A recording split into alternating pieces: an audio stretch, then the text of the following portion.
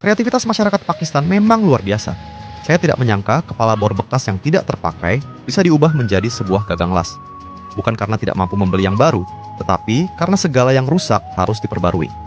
Bahkan jika mereka menemukan kapal Titanic pun, mungkin saja akan diubah menjadi kapal selam.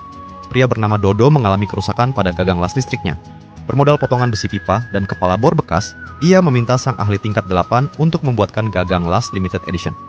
Saya sendiri bingung membayangkan bagaimana cara membuat alat gagang las listrik tersebut tanpa gambar dan rancangan. Pertama-tama, sang ahli menghaluskan seluruh permukaan benda kerja. Guna menghindari kesalahan dalam proses pengikisan, ia melakukan pengukuran sederhana pada diameter lingkaran benda kerja dan mencocokkannya dengan diameter karet gagang las. Uniknya, karet gagang tersebut ternyata berasal dari karet handle sepeda motor. Jadi, sang ahli perlu melakukan pengikisan kembali hingga diameternya menyerupai stang sepeda motor. Sekarang, pembuatan stang las listrik telah selesai. Agar dapat menghubungkan kepala bor tersebut, sang ahli yang cerdas berencana membuat sebuah batang pin penghubung. Hanya dengan cara ini, komponen tersebut bisa disatukan. Bagi sang ahli tingkat 8, proses pembuatan stang limited edition ini bagaikan membuat gorengan bakwan, perlu proses dan keterampilan. Setelah pin penghubung dibuat, barulah disambungkan dengan batang stang las.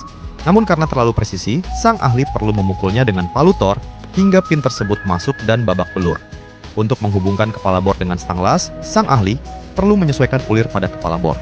Setelah mendapatkan data ukuran ulir, proses pembuatan ulir pada stang las pun dilakukan. Lalu kepala bor dihubungkan dengan stang las yang sudah dibuat. Agar kabel power tidak mudah lepas saat digunakan, ahli tersebut mengebor bagian ujung batang stang las. Kemudian, dengan keterampilan dan kecepatan luar biasa, ia membuat ulir baru. Karena Dodo ingin stang lasnya bisa digunakan untuk mengelas mobil ormas, maka bagian tengah stang dilakukan pemotongan sederhana.